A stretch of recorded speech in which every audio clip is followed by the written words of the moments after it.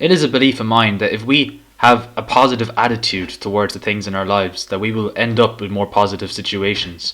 I once did a video talking about a study that was undertaken in America, I think it was Miami, where they based some research on the attitudes of people on their aging. So basically they asked people, how did you feel about aging?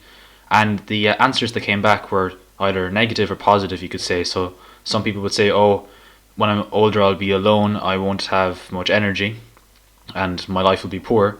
And then the other group of people, which said things a bit more positive, they said, oh, when I'm older I'll have time off, I'll be having my pension, which means I will be free from work, I'll have the time to do the things I want to see, I'll be able to travel, I'll have freedom.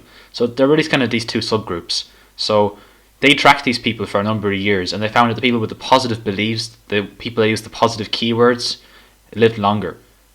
So this is kind of a suggestion that the mindset of these people had an important influence on the way they lived and on the outcomes of their lives. And this brings me to a topic today, which I've kind of been aware of, but I heard about it in a podcast this week, the Andrew Huberman podcast, and I've got a little clip from that podcast which I'm going to play in a minute.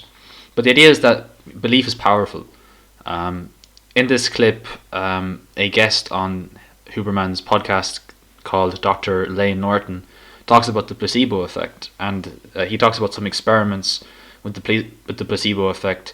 I think most people know what the placebo effect is. Basically, it's a pharmaceutical trial that is often done. Is you have a new kind of medicine, and then you have two tablets, and one tablet is the medicine, which is on trial, and then the other tablet there is nothing, so it's just a dud. And you give these tablets to different people without telling them which is which, and you track to see if the medicine works. And if people have better outcomes with the medicine than with the pill that has no medicine in it, the dud pill, then you've beaten the placebo effect. Because what people find is that whether you give the person a pill that has medicine or a pill that has no medicine in it, that both people could become healthy. And this is the idea that the body thinks, or for whatever reason we think, that we've been given some medicine and now we will become healthy again. So this is just the idea with the placebo effect, that just because you think something good is going to happen, there's a higher chance that it will. And if you take this back to the context of the older people being asked about their aging, if they think they're going to live good, happy lives in older age, there's a much higher chance that they will. So yeah, that's the main, I suppose, topic which I wanted to talk about. It just shows why it's important to form positive beliefs, and then that these will lead to net positive outcomes, or at least the more positive outcomes on average than you would if you had negative beliefs. This is why it's important to be patient, to be forgiving, to have a mindset where you believe everything will work out, and to have hope in all things.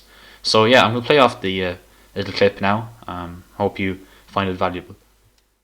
I think people have the wrong idea of what the placebo effect is. They think that's just a feeling. Placebo effect can actually change your physiology. People don't realize this. There's research showing that a placebo, or the power of suggestion, is basically as powerful as some pharmaceuticals. And one of the great examples I like to use is, actually there was a study we just covered in our research review on creatine, where they did 4 groups: not supplemented with creatine, told they weren't supplemented with creatine; not supplemented, told they were supplemented; supplemented, told they weren't; supplemented, told they were. Basically, it just matters what they told them. Really? Oh, yeah. This is incredible. I have to get this study so we can link to it. A colleague of mine at Stanford, she's been on the podcast. I'd love to introduce you to, because I think you guys would really riff. First of all, she was a former D1 athlete, and then runs a lab at Stanford in psychology. This is Leah Crum, and grew up in this, very athletic, obviously, and very, very smart. And her laboratory focuses on these belief/placebo effects, where if you tell people all the horrible things that stress do to you in terms of your memory and cognitive functioning, and then you give them a memory test, they perform well below baseline. If you tell them that stress sharpens them in the short term, and that adrenaline is this powerful molecule that can really tune up a number of memory systems, memory improves. And it's remarkable. Yeah. And it's consistent. And And they've done this for any number of different things, including food allergies, for instance. Incredible results. In any case, I'm so glad you're bringing this up. I take creatine monohydrate and I have for years, 5 grams a day. And it's great. And it's great, and I believe it's great. So is there a compound effect of believing it's great and it actually being great? Not in this study, but so I think the thing to point out, people will misinterpret that as creatine doesn't work. And that's not what that says. What it says is your beliefs about what it does are probably just as powerful as what it does, right?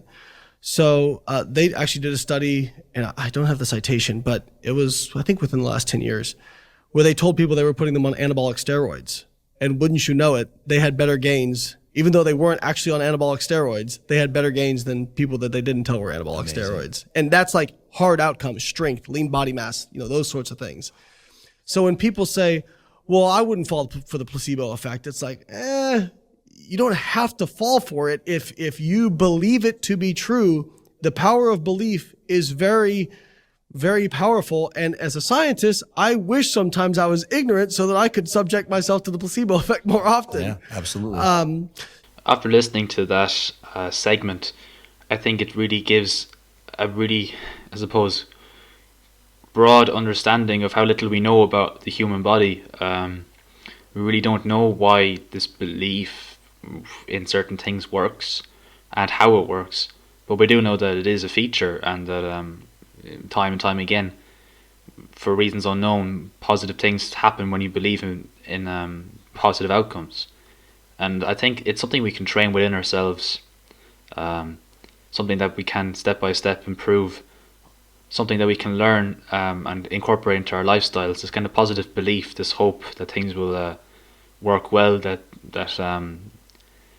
depending on individual situations, but whatever that situation might be, that there will be a positive outcome to that situation.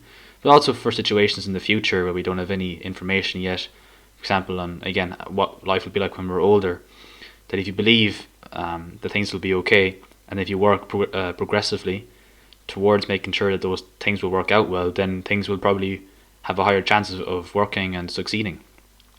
So yeah, that's just a general idea I wanted to share today. I'm going to leave all links in the description to the podcast with Andrew Huberman. I can really recommend his content. I really find his information on his YouTube website to be very, very invaluable, and is always quite, let's say, robust in the opinions he gives, and always is open to all sides of an argument and a debate. So yeah, that's the video. Thanks for listening. Get your copy of The Royal Mindset by using the link below.